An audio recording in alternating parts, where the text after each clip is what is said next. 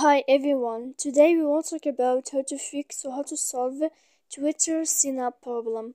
To know how to fix or how to solve Twitter sign-up problem, you should just go to settings like this. You will click. After that, in this page you will go to apps, default apps, app settings. When you will see this list, you will go down to find the application of Twitter and you will enter. Then in this page here you will go to click force stop. When you will end this, you will enter to storage. After that, in this page you will click clear cache. Then you will go to click clear data. And after all that, when you will end all this stuff, you can update your application. So please don't forget to support us by like and subscribe.